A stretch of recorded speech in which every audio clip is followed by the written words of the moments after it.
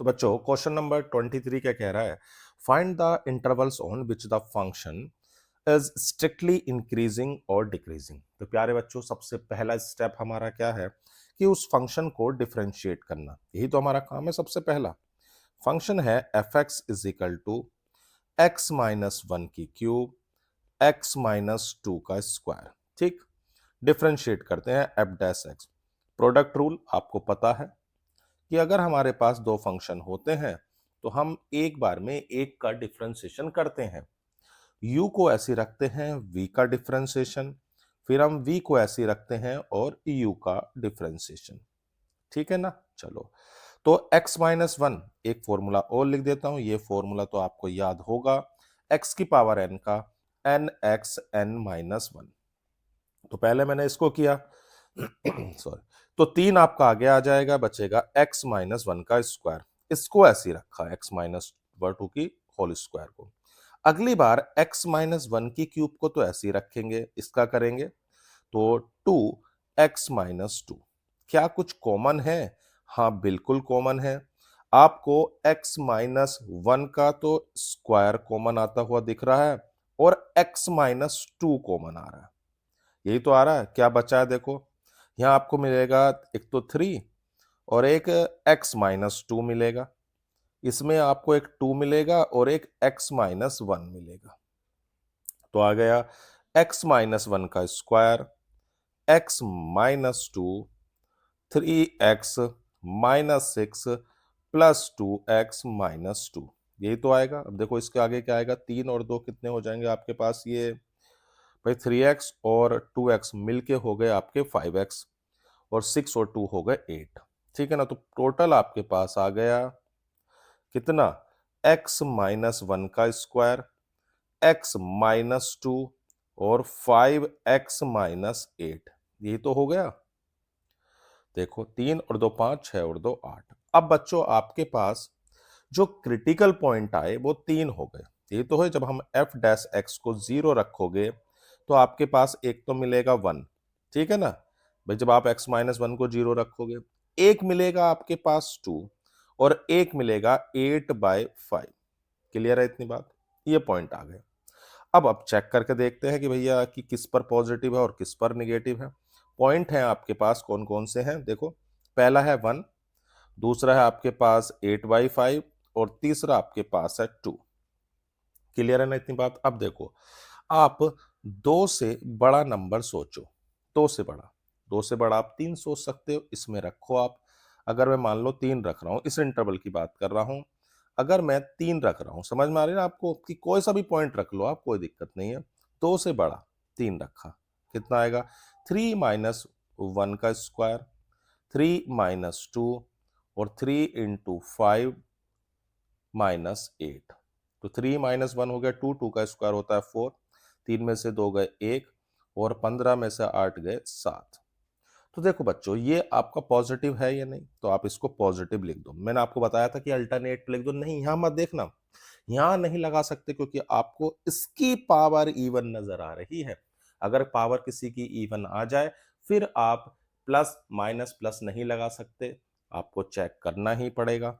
अब मैं eight by five और टू के बीच में, तो देखो एट बाई फाइव कितना होता है, अगर आप डिवाइड करोगे देखो एट बाई फाइव होता है, फाइव वन जा फाइव, कितने बचे आपके पास तीन। तो ये अगर 1.6 से तो आप बड़ा ले लो और टू से छोटा, टू से छोटा मान लो मैं ले रहा हूं 1.7 ले लेता हूं या 1.8, जो आपका मन करे इस इंटरवल के लिए। ठीक है भाई, तो इस इंटरवल में चेक करने के लिए बच्चों मैंने at x is equal to 1.7 ले लिया। ठीक है भाई, कितना ले लिया, 1.7 रखा। तो 1.7 माइनस वन, 1.7 माइनस टू, यहां पर स्क्वायर भी है, ठीक है ना, और 5 इंटू 1.7 माइनस एट। तो देखो 1.7 माइनस वन ये तो पॉजिटिव होगा, ठीक है ना, क्योंकि भैया स्क्वायर है। 1.7 माइनस टू ये निगेटिव होगा, ठीक, और उससे अगले वाला भी पॉजिटिव होगा। तो इसका मतलब ये एक टर्म तो निगेटिव मिल रहा है, तो भाई एक प्लस है तो दूसरा ये आपका माइनस मिल रहा है।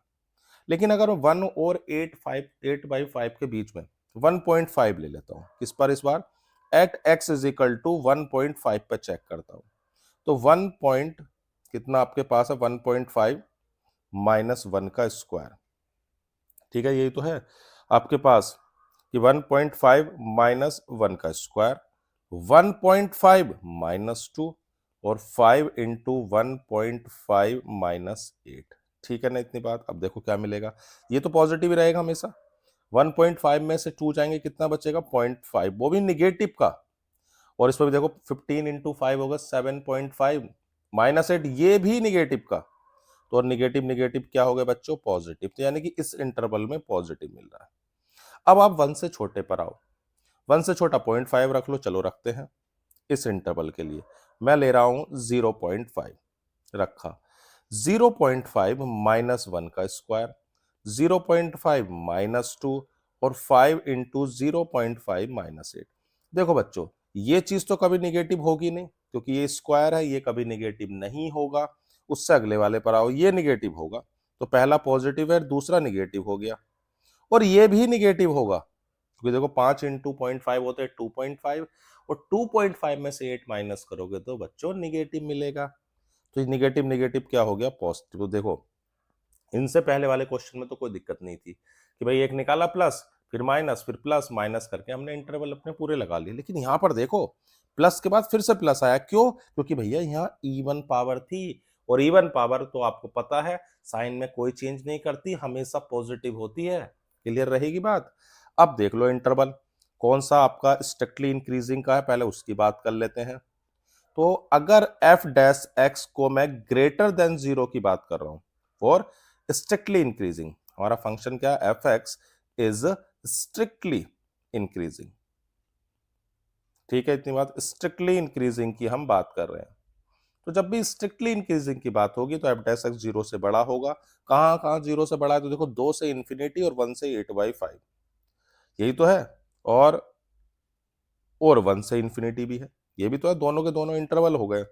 यानी कि जो हो गया आपके पास, वो हो गया माइनस इन्फिनिटी से 1 पहला, फिर यूनियन 1 से 8/5, यूनियन 2 से इंफिनिटी। और अगर बात करते हैं F x is strictly decreasing, क्या हुआ है, स्ट्रिक्टली डिक्रीजिंग। चलो भाई इसकी भी बात कर लेते हैं स्ट्रिक्टली डिक्रीजिंग की। तो हमें पता है F dash x is less than 0, किस इंटरवल में F dash x less than 0 है, देखो इस वाले में 8/5 और 2, इनके बीच में आपका क्या है, नेगेटिव है, तो 8/5 और 2। क्लियर है बात, कोई दिक्कत तो नहीं। क्या करा देखो, सबसे पहले डिफरेंशिएट किया, क्रिटिकल पॉइंट्स को निकाला। क्लियर है इतनी बात। उन क्रिटिकल पॉइंट्स पर निकालने के बाद ये चेक किया कि किस इंटरवल में पॉजिटिव है और निगेटिव है। ध्यान रखना, एक निकालने के बाद हम प्लस माइनस साइन चेंज नहीं कर सकते एक बार, क्योंकि यहां पर आपकी पावर इवन है। जब भी पावर इवन होगी तो आपको चेक करना ही पड़ेगा। क्लियर है ना इतनी बात। चलो, find the interval in which the function defined as this. चलो भाई फंक्शन दिया हुआ और हमें 0 से 2π इज स्ट्रिक्टली इंक्रीजिंग और डिक्रीजिंग। सबसे पहला स्टेप अपना यही है कि एफ डैश एक्स डिफरेंशिएट कर रहे हैं, साइन एक्स का हो गया कोस एक्स और कोस का हो गया माइनस का साइन एक्स, ठीक। फिर अपना अगला स्टेप क्या होता था, 0 रखते थे, रखो 0 और क्रिटिकल पॉइंट निकालो, ठीक है ना, रख दिया 0। तो देखो cos x is equal to क्या आ गया, साइन एक्स। आप ऐसे भी लिख सकते हो sine x upon cos x is equal to 1, तो साइन अपॉन कोस क्या हो जाएगा, तो tan x हो जाएगा। तो बच्चों tan की वैल्यू 1 कहां कहां होती है, तो देखो भाई 4 क्वाड्रेंट है, ये आपको पता है। जो tan होता है वो पहले और तीसरे में पॉजिटिव होता है, जो tan है वो पहले में भी पॉजिटिव होगा और तीसरे में भी पॉजिटिव होगा, ठीक है ना। तो इसका मतलब पहले में तो तुम्हें पता ही है कि π/4 यानी 45 डिग्री पर 1 होता है। जब आपको बेटा तीसरे पर पहुंचना है, इसमें आपको जाना है, तो आपको करोगे क्या, जो भी आपकी ये पहले क्वाड्रेंट में यानी कि जो प्रिंसिपल वैल्यू थी उसमें आप पाई ऐड कर दो, तो पाई प्लस π/4 हो जाएगा। तो पाई प्लस π/4 कितना होता है, 5π/4। देखो दोबारा बता देता हूं, आपकी फर्स्ट क्वाड्रेंट में क्या वैल्यू आई, 45 डिग्री, और आप चाह रहे हो कि अभी थर्ड में कैसे निकालें, तो जो वैल्यू थी ना उसमें 45, उसमें 180 ऐड कर दो, 180 प्लस कर दो, आप सीधे थर्ड में चले जाओगे और आपको पता है tan थर्ड में पॉजिटिव होता है। क्लियर है इतनी बात? तो दोनों वैल्यू आ गई। अब हमारे पास ये चेक करते हैं, देखो, और कितनी है हमारे पास? 0, फिर है कितनी? π/4, फिर कितना है? 5π/4, और फिर कितना है? 2π। तो पहले मैं 0 से π/4 इस इंटरवल की बात कर रहा हूं, कोई भी वैल्यू ले लो, 0 से π/4 मतलब 45 डिग्री में आप 30 डिग्री ले सकते हो, बीच में आती है। 30 डिग्री को आप क्या लिख सकते हो? मैं ले रहा हूं at x is equal to 30 degree, मतलब π/6। ठीक है, हाँ। अब रख के देखो, मैं चेक करके देखता हूं π/6 पर ये है कैसा। एफ डैश एक्स, तो एफ डैश π/6 पर चेक कर रहे हैं, क्या था ये? कोस x माइनस साइन एक्स। चलो भाई, यानी कि कोस π/6 माइनस साइन π/6। कोस π/6 मतलब कोस 30, और कोस 30 की वैल्यू होती है √3/2, और साइन 30 की वैल्यू होती है हाफ। तो √3 माइनस 1/2, तो ये कैसा आ गया आपका? पॉजिटिव। चलो भाई, तो इस इंटरवल में बच्चों पॉजिटिव वैल्यू होगी। देखो, मैंने अभी बताया था, क्या कहीं पर भी आपको इवन पावर दिख रही है? कहीं भी अगर आपको दिख रही हो इवन, नहीं है इवन, इसका मतलब अगर एक प्लस तो अगला वाला क्या होगा? माइनस, उससे अगला वाला क्या होगा? प्लस। ध्यान रखना, ये कब नहीं लगाना है? जब भी पावर इवन हो तो आप चेक करके देखना बेटा। यहां पर कोई दिक्कत नहीं है, क्योंकि आपकी कोई पावर इवन नहीं है, तो ये हम रूल लगा सकते हैं। यानी कि हमें चाहिए था स्ट्रिक्टली इंक्रीजिंग किस इंटरवल में है। तो देखो, अगर मैं स्ट्रिक्टली इंक्रीजिंग की बात करता हूं, किसकी बात कर रहा हूं? स्ट्रिक्टली इंक्रीजिंग की, तो आपका एफ डैश एक्स 0 से बड़ा। अब देखो किस इंटरवल में 0 से बड़ा है? 0 से π/4। तो 0 से π/4 के बीच में ये आपका क्या होगा? पॉजिटिव होगा। 0 से π/4, ठीक। यूनियन, अब देखो, आपके पास अब पॉजिटिव कब है? 5π/4 से 2π, ये भी लिख देते हैं, 5π/4 से 2π। क्लियर है? इसमें तो कोई दिक्कत वाली बात नहीं। इस इंटरवल के बीच में ये कैसा है? पॉजिटिव है। निगेटिव वाला कितना है? π/4 से 5π/4, इसमें स्ट्रिक्टली डिक्रीजिंग है। चलो भाई, स्ट्रिक्टली डिक्रीजिंग की भी बात करते हैं। किसकी? Strictly decreasing. तो स्ट्रिक्टली डिक्रीजिंग आपको दिखाई दे रहा है कौन सा इंटरवल है? तो आपके पास f dash x less than 0, यानी कि x बिलोंग्स टू कौन सा इंटरवल में निगेटिव है? देखो, इसमें, इस वाले में क्या है? निगेटिव है, यानी कि π/4 और 5π/4, ये आपके पास डिक्रीजिंग के लिए आ गया। क्लियर है इतनी बात? दोनों बातें क्लियर होगी? पक्का? चलो भाई, आगे बढ़ते हैं। Find the intervals in which the function is strictly increasing और डिक्रीजिंग। ठीक है भाई, सबसे पहला स्टेप है डिफरेंशिएट करना एफ डैश एक्स। तो साइन का क्या डिफरेंशिएशन हो जाएगा? कोस 3x इंटू 3। कोस 3x का हो जाएगा माइनस के साइन 3x इंटू 3। क्लियर है इतनी बात? तो हमारे पास एफ डैश एक्स आ गया 3 cos 3x plus sine 3x। Clear है इतनी बात? अब आप अगला स्टेप, यानी एफ डैश एक्स को हमने 0 रख दिया, तो 0 रखोगे तो क्या आएगा? Cos 3x plus sine 3x is equal to 0। तो cos 3x is equal to minus के साइन 3x। ठीक। अब देखो, साइन अपॉन कोस कितना होता है? तो टेन होता है, तो ten 3x is equal to -1। देखो बच्चों, टेन की वैल्यू निगेटिव आपकी सेकंड क्वाड्रेंट में और फोर्थ क्वाड्रेंट में होती है। सेकंड में और फोर्थ में, इसमें तो होती है। चलो भाई, देखो, आपके पास ये क्वाड्रेंट हो गए ना, एक फर्स्ट, सेकंड, थर्ड और फोर्थ। आपको पता है कि जो टेन निगेटिव है वो कौन से में है? एक तो सेकंड में निगेटिव है और फोर्थ में। मैंने आपको बताया था अभी, देखो, इससे पहले वाले क्वेश्चन में पॉजिटिव था फर्स्ट में और थर्ड में। तो मैंने आपको बताया कि भाई देखो, टेन 1 तो π/4 पर होता है। जब आप इसको सेकंड में लेके जाओगे तो पाई माइनस π/4, याद रखना, पाई माइनस π/4। तो टेन की वैल्यू कब होगी? -1। तो देखो, सीधी सी बात है, टेन 3x जो है वो -1 कब है? तो भैया 3x इज इक्वल टू 3π/4 इस पर होगा, हाँ या ना? भाई पहले क्वाड्रेंट, सेकंड क्वाड्रेंट में भी है, फोर्थ में भी है। और एक बात और देखो, आप ध्यान से देखना कि जो x की वैल्यू है वो 0 के बीच में होनी चाहिए। अब देखो ये तो आ गया कि हाँ भैया कि जो टेन 3x वो था, 10x था, वो हमारा -1 होता था किस पर? 3π/4 पर। तो जो आप, अब जरूरी थोड़ी ना कि सेकंड क्वाड्रेंट हो, फिर आप घूम के फोर्थ में भी तो जाओगे तो और भी वैल्यू मिल सकती है।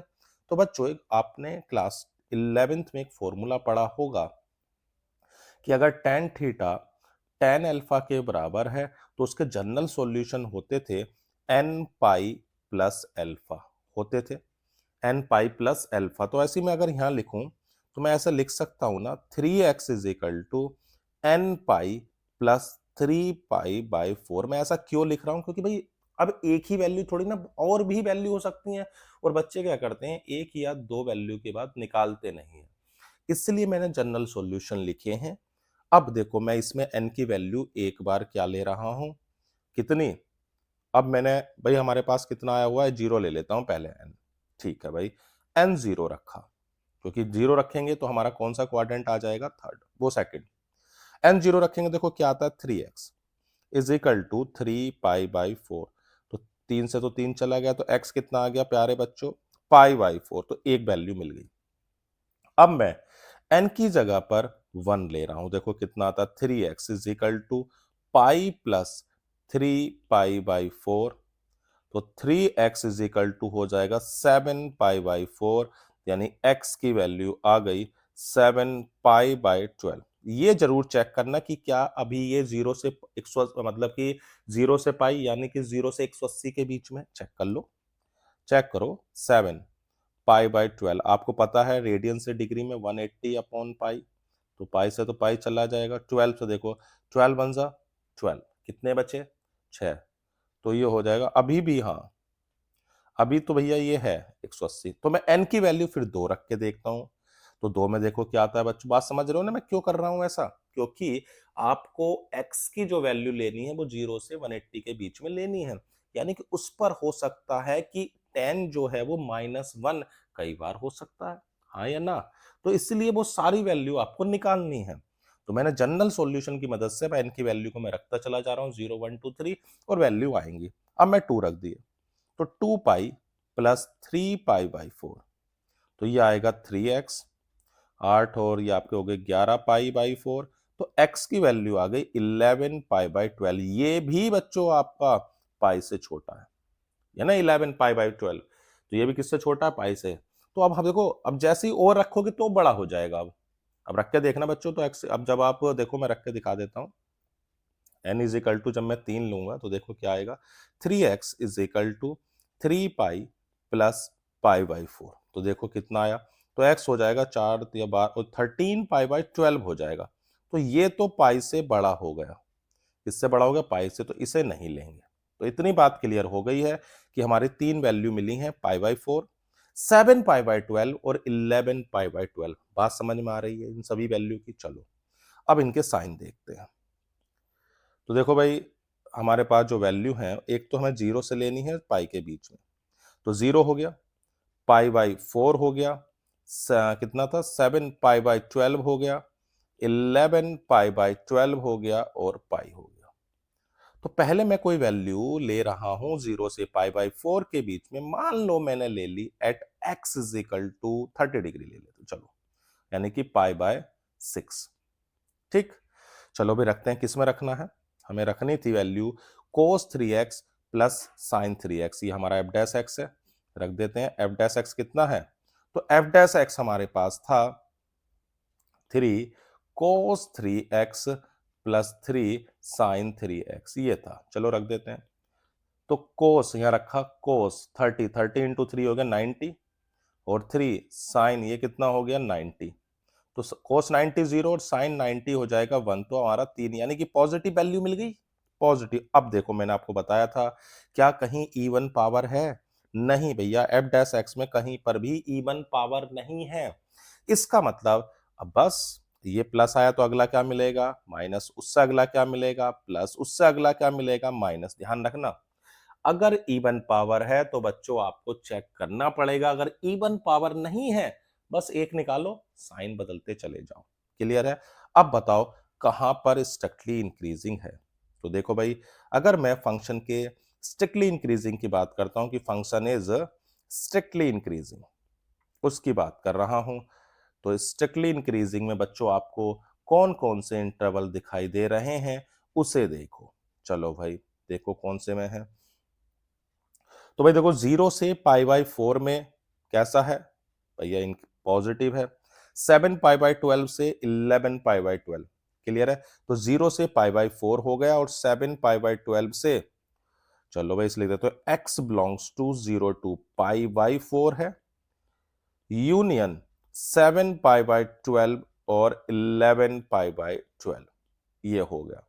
अगर मैं बात कर रहा हूं डिक्रीजिंग की, यानी strictly fx is strictly decreasing, तो देखो किसमें निगेटिव है बच्चों, ये देख लो आप, यानी f dash x is less than 0 किसमें है, तो आपके पास इंटरवल होंगे, एक तो π/4 से 7π/12 और 11π/12 से पाई, 11π/12 से, तो एक तो हो गया π/4 से कितना है 7π/12 यूनियन कितना था 11π/12 से पाई। क्लियर है इतनी बात, पक्का समझ में आ गई क्या करा। तो भाई मैंने आपको बताया सबसे पहला स्टेप होता है कि आप डिफरेंशिएट करो फिर जीरो रखो। फिर मैंने आपको बताया 10 जो होता है वो सेकंड में भी निगेटिव है और फोर्थ में भी निगेटिव है, और आपको अगर सेकंड में जाना है तो प्रिंसिपल वैल्यू लो और पाई माइनस कर दो तो बच्चों आप सेकंड में पहुंच जाओगे, यानी पाई-π/4 यानी 3π/4। ठीक है ना, यहां पहुंच गए। फिर मैंने कहा कि भाई देखो हो सकता है कि और भी वैल्यू मिल रही है उस इंटरवल के बीच में, तो मैंने इसके जनरल वैल्यूज को लिखा, याद रखना है फॉर्मूला 11th क्लास में आया था। तो मैंने n की वैल्यू रख के देखी, एक बार 0, फिर एक बार क्या रखी 1, फिर रखी 2, ऐसे रख के 3 वैल्यू मिली, और ये चेक कर लिया कि हाँ क्या ये पाई से छोटा है या नहीं। क्लियर है ना इतनी बात, इसमें तो कोई दिक्कत वाली बात नहीं। तब ये चेक करा, फिर ये चेक किया कि भाई कहां पर पॉजिटिव है और कहां पर नेगेटिव है। क्लियर है इतनी बात। चलो अगले क्वेश्चन की ओर चलते हैं। क्या कह रहा है, prove that the function is defined by is neither increasing nor decreasing in -1 1, hence find the interval in which a function is strictly increasing or decreasing। तो सबसे पहला स्टेप है फंक्शन को डिफरेंशिएट करना, करा f डैश x, तो देखो क्या आएगा, एक्स स्क्वायर का डिफरेंशिएशन 2x और x का हो गया 1, f डैश x को फिर 0 रखोगे बच्चों तो क्रिटिकल पॉइंट आ जाएंगे हाफ, यानी कि अगर आप हाफ लेते हो, हाफ से बड़े के लिए ये देखो, हाफ से आप कोई भी बड़ी वैल्यू सोच लो, 1 सोचो इसमें रखो तो पॉजिटिव मिलेगा और उससे छोटे पे ये नेगेटिव मिलेगा, हाँ या ना। सोच लो एक बार कि अगर मैं ये कह रहा हूं कि हाफ से, और अगर हमारे पास पॉइंट है, अगर मैं 1 और -1 को भी इंक्लूड करूं तो ये कह सकता हूं कि f डैश x 0 से बड़ा होगा अगर वो हाफ से तो बड़ा हो, किससे बड़ा हो हाफ, क्योंकि हमें इंटरवल 1 -1 और 1 के बीच के हो रहे हैं, तो किसके बीच में रहेगा हाफ और 1 के बीच में। ठीक है, किसके बीच में ले रहे हैं, हाफ और 1 के बीच की बात हो रही है बस, यानी कि इंक्रीजिंग है हाफ से 1 और डिक्रीजिंग किस में होगा, तो भैया -1 से हाफ में डिक्रीजिंग है। क्लियर है इतनी बात, कोई दिक्कत तो नहीं है, पक्का देख लो एक बार। तो इसलिए हम कह सकते हैं कि इंक्रीजिंग है और डिक्रीजिंग है, और -1 से 1 में कुछ नहीं है, क्योंकि भाई दोनों काम हो रहे हैं, तो हम ये क्या बोल पा रहे हैं कि f is neither, f is neither, क्योंकि देखो आधे इंटरवल में बढ़ रहा है तो आधे इंटरवल में घट रहा है ना, कि -1 से हाफ में क्या हो रहा है डिक्रीज कर रहा है, तो और हाफ से 1 में क्या हो रहा है इंक्रीज कर रहा है, ऐसा नहीं कि इंक्रीज ही कर रहा हो या डिक्रीज ही कर रहा हो। तो f is neither increasing nor decreasing, कोई दिक्कत इसमें, पक्का। चलो भाई आगे बढ़ते हैं। The value of x for which x minus x square is maximum, ठीक है भाई। तो सबसे पहली बात हमें पता ही है मैक्सिमम के लिए क्या करते हैं, सबसे पहला स्टेप बताओ जल्दी सोचो, यानी कि हाँ डिफरेंशिएट एफ डैश एक्स, क्या आएगा, एक्स का 1 होगा और एक्स स्क्वायर का 2x। क्रिटिकल पॉइंट के लिए अपना एफ डैश एक्स 0 रखेंगे, तो 1 minus 2x is equal to 0, तो x की वैल्यू हो गई हाफ। अब अगर आप मैक्सिमम वैल्यू निकालना चाह रहे हो, देखो डबल डेरिवेटिव चेक कर लो, आपकी इच्छा है। डबल डेरिवेटिव कितना आता है, एफ डबल डैश एक्स। ठीक है भाई, एफ डबल डैश एक्स करोगे तो -2 आएगा, इसका मतलब इस पॉइंट पर मैक्सिमम है। मैंने आपको बताया था कि जब भी मैक्सिमम मिनिमम चेक करना हो तो आप सबसे पहले क्या करो, उस फंक्शन को डिफरेंशिएट करो, उसके क्रिटिकल पॉइंट निकालो, डबल डेरिवेटिव अगर देखो निगेटिव है तो उस पॉइंट पर मैक्सिमम होगा। ये निगेटिव आ गया, यानी एफ डबल डैश एक्स जो है वो -2 जो आया है वो लेस देन 0 है, तो इसकी f x has maximum value, f x as maximum value कितनी होगी आप निकाल सकते हो, कितनी होगी, वो होगी हाफ पर। हमसे बस पूछिए the value of x for which is maximum, तो सिंपल सा आंसर है हाफ। क्लियर है इतनी बात, कोई दिक्कत तो नहीं, चलो भाई। A wire of length 20 centimetre is bent in the form of sector of a circle. Sector बच्चों आपने क्लास 10th में पढ़ा है, क्या होता था, किसी भी, अगर मान लो मैं एक ये छोटा सा एक सर्कल का पोर्शन ले लेता हूं, ठीक है ना, ये ले लिया, ये जो है आपका आर्क होता है, आर्क, और ये पूरा बन गया सेक्टर। तो ये आपका एक सेक्टर है। सेक्टर्स में जो आप देखोगे तो उसने बोला कि length of the wire is from the sector of a circle the maximum area that can be enclosed by the wire. देखो इसकी जो लेंथ है, अगर हम ये मान लेते हैं कि भाई R be the radius, R be the radius and theta be the central angle, ठीक है, ये हमने मान लिया, ठीक, इतनी बात। तो इसकी जो लेंथ है, देखो लेंथ में क्या होगा, एक तो आर्क आ गई ये वाली, इसकी लेंथ मैंने एल मान ली, और ये आर, तो एल प्लस आर ये आपकी 20 है। तो आपने एक फॉर्मूला भी पढ़ा होगा, angle is equal to arc upon radius पढ़ा है, तो रेडियस आई कितनी, r into theta, r theta plus 2r is equal to 20, तो थीटा आ गया 20 माइनस 2r अपॉन आर, ये आ गया थीटा।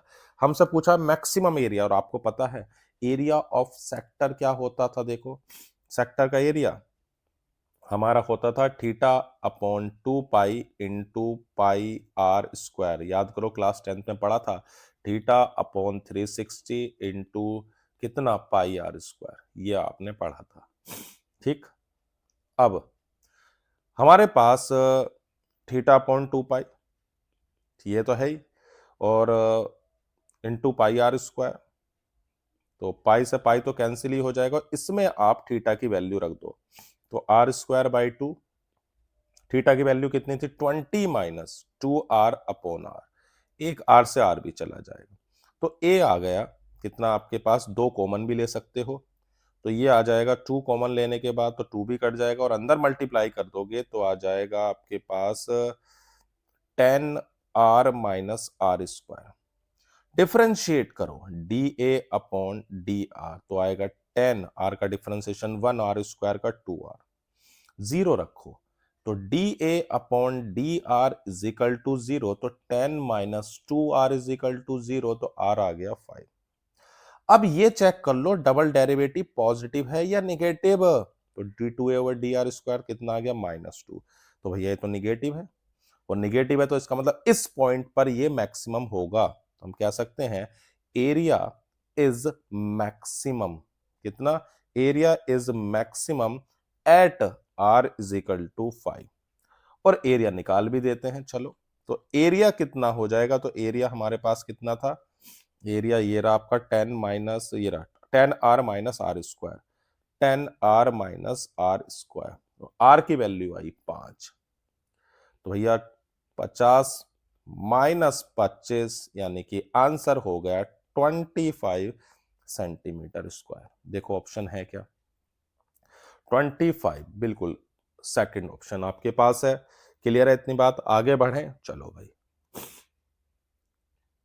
ओह, केस स्टडी आपके पास है। Some young entrepreneur started an industry, young achievers were casting metal into various shape, put up the advertisement only stating the same and expecting order to cast metal for toy sculptures, decorative piece and more.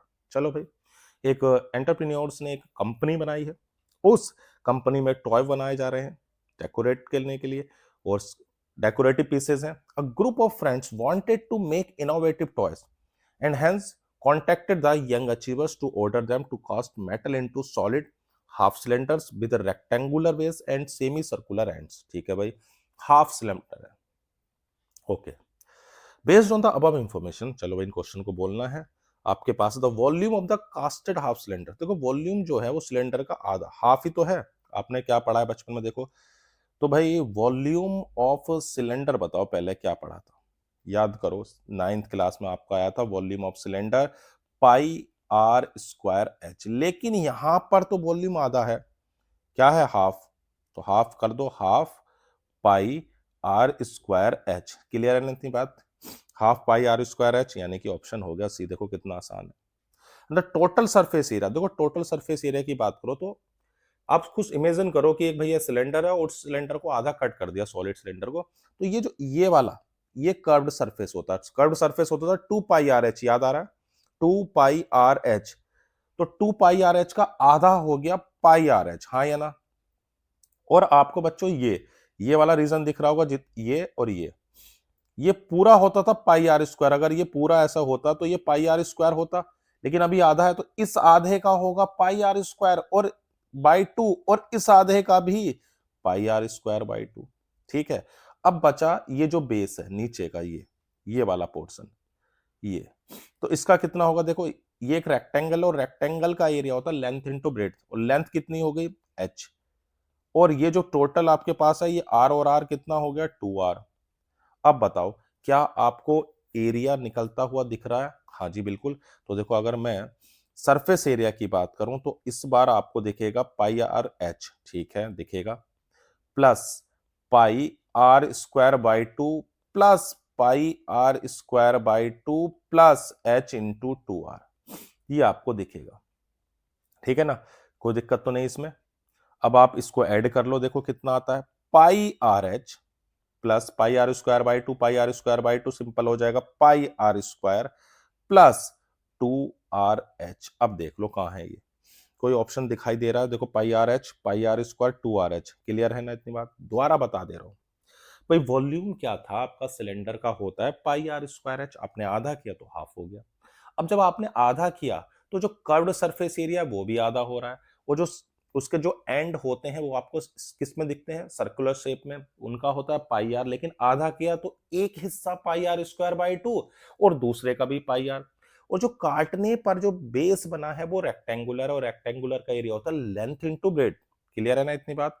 चलो अब आते हैं इसके third part पर। The total surface area x can be एक्सप्रेड in terms of v and r। चलो इसको भी express कर लेते हैं। देखो भाई हमारे पास वॉल्यूम तो आई गया, क्या नहीं, वॉल्यूम को आपके पास है half pi r square h, ये आपका वॉल्यूम था, यही तो था, और एस आपके पास आ रहा pi r h, pi r h plus pi r square plus 2r h। चलो पहले इसे निकाल लेते हैं, कितना था सरफेस एरिया? सरफेस एरिया आया pi r square plus pi r h plus 2r h, यही तो आया। तो पाई आर स्क्वायर, इसमें से आप आर एच कॉमन ले लो तो पाई प्लस 2 क्या हो गया आर एच। और बच्चों वॉल्यूम कितना आया था? तो वॉल्यूम आया था half pi r square h. तो आप देखो इसमें से मैं ऐसा लिख दूं क्या इसको, पाई आर इंटू आर, कोई दिक्कत नहीं होनी चाहिए। मैं इस आर एच की वैल्यू को, इस आर एच की वैल्यू को, देखो आर एच की वैल्यू तो आपके पास कितनी है, तो ये हो जाएगी 2b अपॉन पाई आर।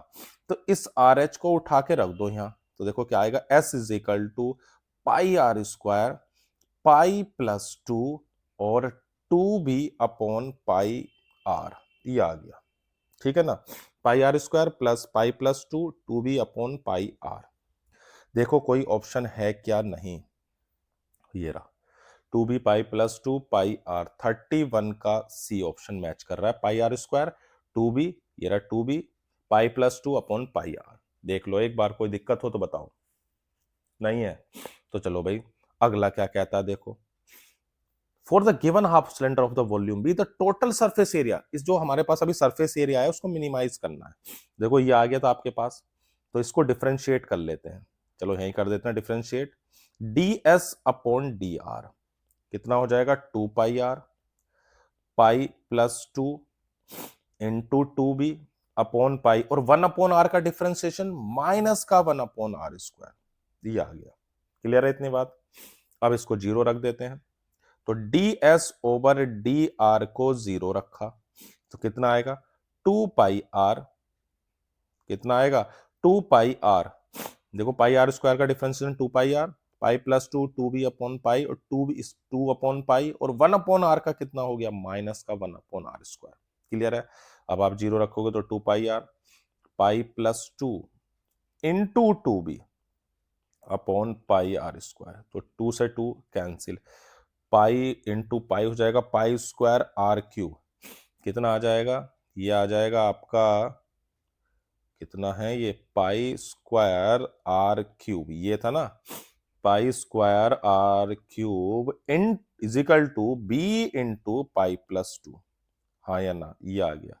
ऐसा कोई है क्या, क्यों भाई, ऐसा है, हाँ जी पहला ही ऑप्शन है। चलो भाई ये भी आ गया। अब इसने पूछा था ratio of h one to r वो जो मिनिमम इक्वल, ठीक है भाई। तो देखो यहां से आपकी जो वॉल्यूम की वैल्यू आ रही है वो कितनी आई, देखो वॉल्यूम आया pi square r cube upon pi plus two, और एक वॉल्यूम हमने निकाला भी तो है, कितना है ये वॉल्यूम जो निकाला, one by two pi r square h.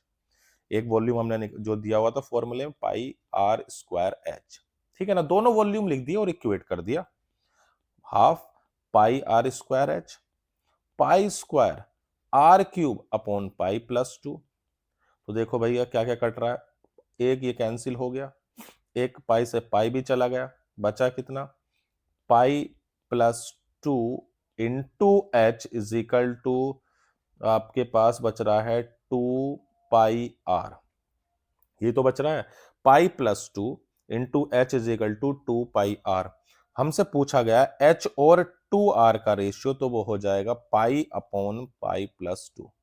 Clear है इतनी बात। तो हमने वॉल्यूम निकाला और उस वॉल्यूम को ये रख दिया, तो कौन सा ऑप्शन दिखाई दे रहा है, तो बच्चों ऑप्शन नंबर है डी। दोबारा देख लो क्या था कि भाई आपके पास एक सिलेंडर था और उस सिलेंडर को हमने आधा कट किया, ठीक है। जो आधा कट किया बच्चों, तो उसका जो अगर मैं वॉल्यूम करूंगा तो वॉल्यूम तो सीधा पाई आर स्क्वायर एच का आधा हो जाएगा। लेकिन अगर हम सरफेस एरिया की बात करें तो जब उसे आपने कट किया तो कर्व्ड सरफेस एरिया आधा हो गया। कर्व्ड सरफेस एरिया का फॉर्मूला होता है टू पाई आर एच, उसका आधा हो गया पाई आर एच। आपके दो एंड थे उनका भी एरिया आधा हो गया, एक का हो गया हाफ पाई आर स्क्वायर, दूसरे का भी हाफ पाई आर स्क्वायर, उसको भी ऐड कर दिया। और जो बेस है वो रेक्टेंगल है, उसका होता है लेंथ इनटू ब्रेड्थ। तो वॉल्यूम और सरफेस एरिया निकाल लिए, ठीक है इतनी बात। जब ये निकल गए उसके बाद उसको सरफेस एरिया को मिनिमाइज करना था, तो डिफरेंशिएट कर दिया, ठीक है। डिफरेंशिएट करने के बाद उसको हमने जीरो रखा, और जब जीरो रखा तो भाई उसके बाद आपको एक रिलेशन मिला v इज इक्वल टू कितना, pi square r cube upon pi plus two आ गया। ये वॉल्यूम आ गया, और एक वॉल्यूम का फॉर्मूला है ही हमारे पास half pi r square h, उनको इक्वेट करके हमने रेशियो भी निकाल लिया। क्लियर है इतनी बात। देख लो अगर कोई दिक्कत हो। चलो तो आगे बढ़ते हैं। 34 क्या कह रहा है, the absolute minimum value of f x is equal to two sine x in zero से थ्री पाई बाई टू। ठीक है भाई, सबसे पहला स्टेप अपना वही है कि एफ डैश एक्स जो होगा वो हो जाएगा टू कोस एक्स, ठीक है। फिर एफ डैश एक्स को मैं जीरो रखता हूं, तो बताओ कोस कहां कहां पर जीरो होता है, तो भैया कोस जीरो होता है 90 पर, ठीक है भाई, और 3 पाई बाई टू यानी 270 पर। इन दो वैल्यू पर जीरो है, क्रिटिकल पॉइंट भी आ गए। अब आप चेक कर लो किस पर है, तो मैंने लिखा at x is equal to pi by two, तो फंक्शन देखो कितना होगा। इस पर अगर बात कर रहे हैं तो टू इंटू साइन 90, और साइन 90 होता है वन, यानी कि आ गया टू। फिर मैं अगर वैल्यू निकाल रहा हूं थ्री पाई बाई टू पर, तो कितना आएगा, two into sine three pi by two. तो आपको पता है, तो आप इसे ऐसे भी तो लिख सकते हो ना, थ्री पाई बाई टू को pi plus pi by two sine 180 plus theta minus के साइन थीटा, माइनस के साइन थीटा, क्योंकि साइन थर्ड क्वाड्रेंट में निगेटिव होता है और साइन 90 की वैल्यू 1 होती है, तो हमारा आंसर क्या आ गया -2। तो इसकी जो मिनिमम वैल्यू होगी वो -2 होगी। अब देखो, अगर ये डायरेक्ट करने के लिए आए तो आप ऐसे भी कर सकते हो कि साइन की जो मिनिमम वैल्यू है वो कितनी होती है, देखो 0 से π/2 -1, ये मिनिमम होती है और ये चीज मैक्सिमम होती है। तो आप डायरेक्ट इससे भी निकाल सकते हैं, अगर एमसीक्यू है तो -1 से मल्टीप्लाई कर दो, सीधा आंसर आ जाएगा -2। क्लियर है ना इतनी बात? ऐसे भी कर सकते हो। चलो भाई आगे बढ़ते हैं। The least value of the function. तो पहला स्टेप क्या है बच्चों? डिफरेंशिएट करना, कर दो एफ डैश एक्स। ए एक्स का डिफरेंशिएशन हो गया ए, और 1/x का कितना होता है? माइनस का b/x² हो जाएगा। ये होता है ना डिफरेंशिएशन, कितना होता है 1/x का? माइनस का 1/x², याद रखना। ठीक है ना इतनी बात? अब अगला स्टेप क्या होता है? इस एफ डैश एक्स को 0 रखो, तो क्या आएगा? a minus b/x² is equal to 0। तो कितना आ गया देखो, ये आ गया a is equal to b/x², यानी x आ गया b/a, e आ गया। ठीक है, अब इसकी लीस्ट वैल्यू निकालनी है। तो देखो भाई, अब आपको ये चेक करना है कि ये इस पॉइंट पर मैक्सिमम है या मिनिमम। लीस्ट वैल्यू का भी तो चेक करना पड़ेगा। तो अगर मैं डबल डेरिवेटिव निकालूं बच्चों, एफ डबल डैश एक्स, तो देखो ए का तो 0 हो जाएगा, इसका -b, एक्स की पावर माइनस, इसका डिफरेंशिएशन करना है तो ऊपर गई -2 आ जाएगा, ये तो आएगा। चलो भाई, इसको आप पहले लिख ही लो। ठीक है ना, -b तो आपके पास है ही, और डिफरेंशिएट आपको करना है x की पावर -2 का, तो पावर आगे आ जाएगी और एक कम हो जाएगी। तो ये पॉजिटिव आया नहीं आया? इस पॉइंट पर ये पॉजिटिव होगा, हाँ या ना? और अगर पॉजिटिव है तो भैया इस पर ये मिनिमम ही मिलेगा, मैंने आपको बता रखा है। चलो वैल्यू भी निकाल लेते हैं। x की जगह पर रख दो कितना? √b/a, हाँ या ना? देखो बच्चों, सीधी सीधी सी बातें हैं। सबसे पहले डिफरेंशिएट करो, डिफरेंशिएट करके 0 रखो, क्रिटिकल पॉइंट्स निकालो। उन क्रिटिकल पॉइंट्स पर यह चेक कर लो कि डबल डेरिवेटिव कैसा है। अगर डबल डेरिवेटिव पॉजिटिव है तो वहां पर मिनिमम होगा और उस फंक्शन की वैल्यू उस पॉइंट पर मिनिमम होगी। चलो बात रख देते हैं। तो क्या आएगा? a into √b/a plus b upon √b/a। Solve करोगे तो देखो आ जाएगा, इसे एक इस वाले ए रूट से रूट कैंसिल हो गया, तो क्या बचेगा? √ab। क्या बचेगा? √ab। और अगला भी क्या बचेगा? देखो √ab, और √ab कितना हो गया? 2√ab। तो हम ये कह सकते हैं कि भैया, ये कह सकते हैं कि भैया इसकी जो लीस्ट वैल्यू होगी वो 2√ab होगी। कोई दिक्कत हो तो बता दो। पढ़े आगे, चलो देखते हैं नेक्स्ट क्वेश्चन। तो बच्चों क्वेश्चन नंबर 36 का कह रहा है, Suraj father wants to construct a rectangular garden using a brick wall on one side of the garden, ठीक है, and wire fencing for the other 3 side as shown in figure. He has 200 metre of fencing wire. Based on the above information, answer the following question. Let x meter denotes the length of the side of the garden perpendicular to the brick wall, and y meter denotes the length of side parallel to the brick wall. Determine the relation representing the total length of fencing wire and also write ax. ठीक है बच्चों, देखो सबसे पहले मैं length जो हमें दी हुई है उसके हिसाब से देखो एक रेक्टेंगल बना लेता हूं। ये आपका,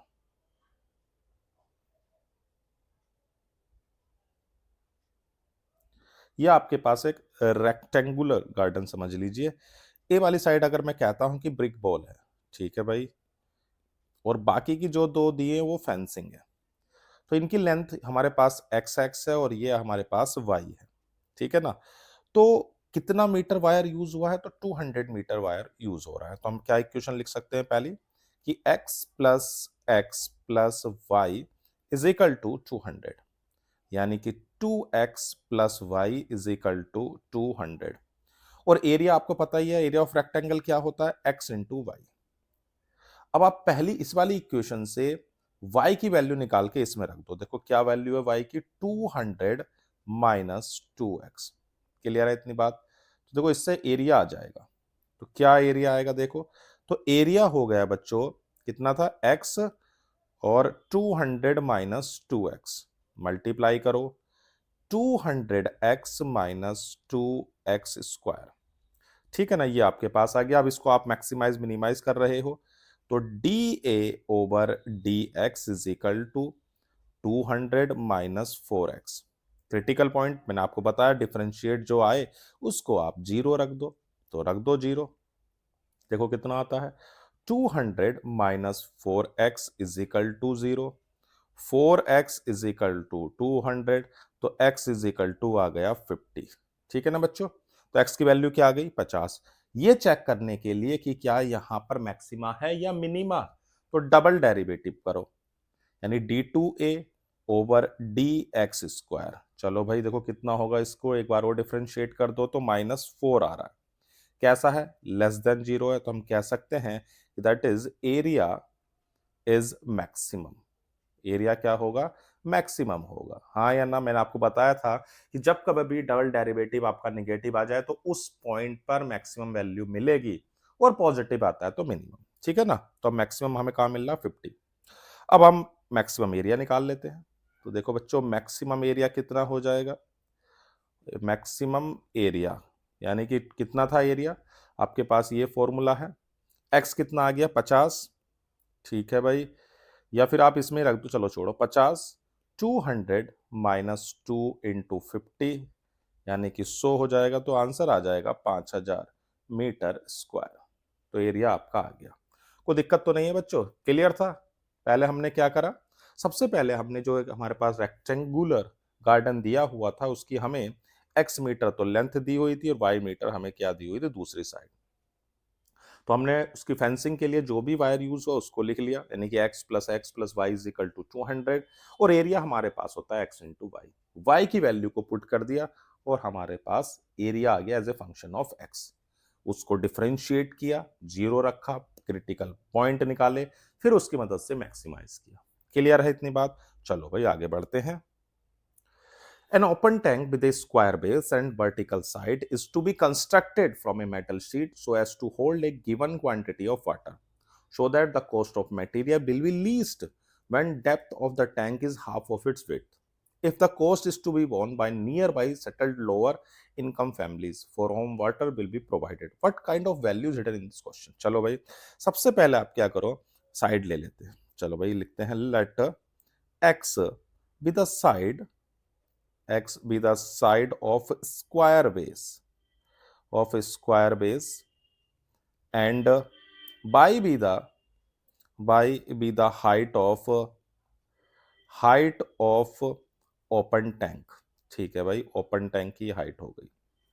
अब आपके पास जो लेंथ है वो आपके पास x है, जो ब्रेड्थ है वो आपके पास y है, और जो हाइट है, नहीं लेंथ दोनों बेस है, वो तो स्क्वायर बेस है तो दोनों की दोनों एक्स ही होंगी, इसकी तो चलो कोई दिक्कत वाली बात नहीं है। और जो हाइट है वो हमने ले रखी है वाई।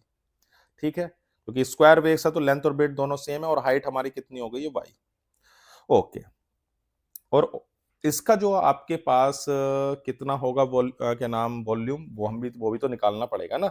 कॉस्ट ऑफ मटेरियल, तो सबसे पहले वॉल्यूम बताओ कितना आ रहा है। तो वॉल्यूम क्या होता है, LBH। तो वॉल्यूम आपका हो जाएगा x इंटू वाई। ठीक है, वॉल्यूम ऑफ टैंक यह हो गया, तो ये हो जाएगा x स्क्वायर वाई।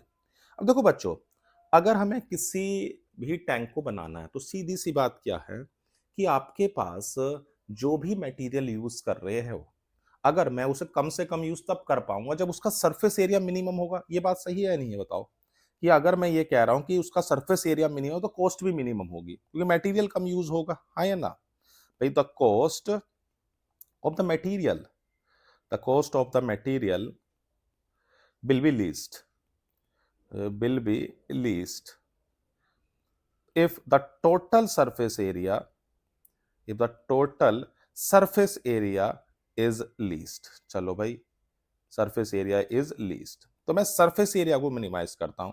और कैसा टैंक है, ओपन टैंक। ठीक है भाई, ओपन टैंक है तो मतलब यार ये छत नहीं है, चार सरफेस हो गई। देखो ऐसा समझ लो कि आपके पास एक चलो मैं इसको दिखाई देता हूं आपको। ऐसा समझो कि आपके पास ये एक क्यूब है। चलो क्यूब बना देते हैं। और इस क्यूब का अगर मैं आपसे कह दूं कि छत नहीं है, क्या नहीं है? छत ओपन है। देखो कैसे,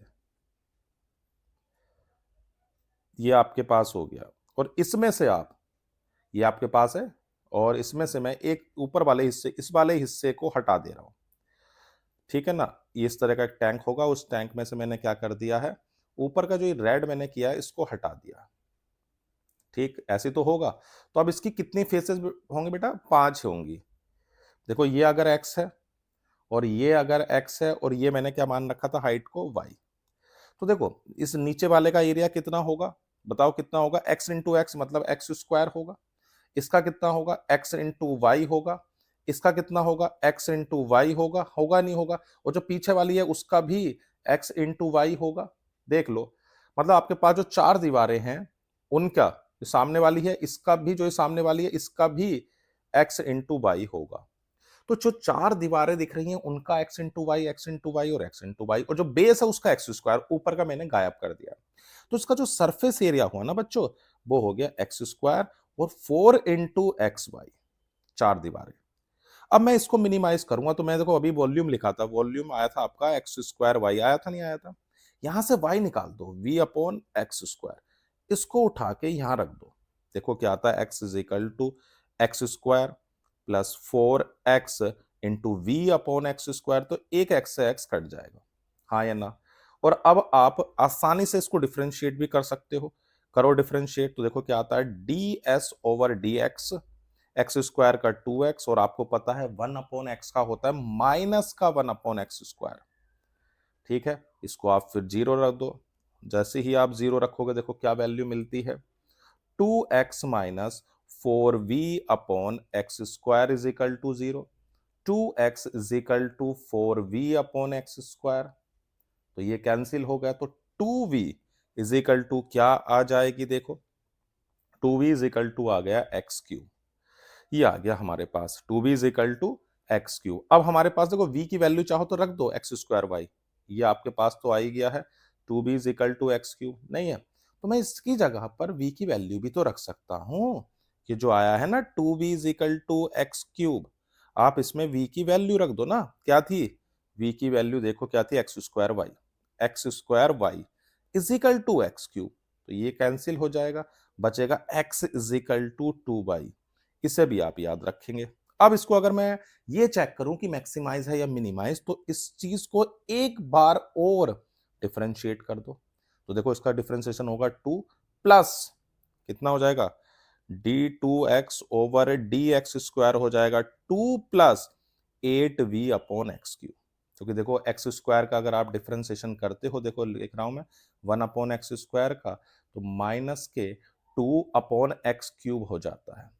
ठीक है ना इतनी बात? तो ये पॉजिटिव कैसा दिखाई दे रहा है? देखो ये बताओ, ये पॉजिटिव है या नहीं? अगर ये पॉजिटिव है, क्योंकि देखो v निगेटिव नहीं होगा, x भी निगेटिव नहीं है, तो सिंपल सी बात है पॉजिटिव है। और अगर पॉजिटिव है तो आप समझ गए मिनिमम होगा। तो कॉस्ट ऑफ मटेरियल कब होगी least? Cost of material, cost of material is least कब? जब आपके पास उस y जो है वो कितनी होनी चाहिए, x/2। ठीक है, देखो क्वेश्चन क्या कह रहा था आपके पास, condition will be least when depth of the tank is half of its width, यही आपसे पूछा गया था। कुछ दिक्कत हो तो बता दो। ठीक है ना इतनी बात? चलो अगला, the side of the median of an equilateral triangle is increasing at a rate of 2√3 centimetre per second. Find the rate at which it side is increasing. तो देखो इक्विलेटरल ट्रायंगल है, चलो भाई एक इक्विलेटरल ट्रायंगल भी ले लेते हैं, क्या आता है? तो आपको पता है इक्विलेटरल ट्रायंगल की तीनों साइड इक्वल है। अगर मैं इनको एक्स एक्स ले लेता हूं और ये एंगल आपके पास हो जाएगा 60। अब जो मीडियन होती है वो इसको क्या करती है, बाइसेक्ट करती है। तो ये जो होगी वो कितनी हो जाएगी, x/2। ये क्या होगी, x/2। तो आप ये निकाल सकते हो ना एडी। तो अगर मैं मीडियन की बात करूं तो मीडियन कितनी होगी, तो मीडियन हमारी होगी, इस वाले ट्रायंगल को आप अगर आप देखो तो ये हो जाएगा 10। देखो क्या होता है, tan 60 is equal to perpendicular upon base, ये आ जाएगी। tan 60 क्या होता है, √3। तो आपके पास जो मीडियन आ गई ना बच्चों, वो हो गई √3x/2। समझ में आ गई ना बात कैसे? भाई मीडियन होती क्या है, जो बाइसेक्ट करे वो आपकी मीडियन है। अब ये बाइसेक्ट कर रही है तो x/2, बेस पता है, परपेंडिकुलर निकाल दिया, तो tan 60 होता है परपेंडिकुलर अपॉन बेस। क्लियर इतनी बात? अब उसने रेट बोला है तो इसको डिफरेंशिएट कर दो बच्चों विद रेस्पेक्ट टू टाइम। तो √3/2 इंटू dx/dt। क्लियर है इतनी बात, dx/dt। अब dm/dt हमें दिया हुआ है, कितना दिया हुआ है, 2√3 इज इक्वल टू √3/2 dx/dt। तो √3 से √3 कैंसिल हो गया और हमारे पास dx/dt आ गई 4 सेंटीमीटर पर सेकंड। ठीक। अब हमसे पूछा था find the rate at which sides in increasing, तो ये तो निकल आया। क्लियर है भाई, हमारे पास साइड कितनी आ गई, 4 सेंटीमीटर पर सेकंड से इंक्रीज कर रही है। कुछ दिक्कत हो तो बता दो। पक्का? बढ़े आगे, चलो भाई अगले क्वेश्चन को देखते हैं। Sum of the two number is 5।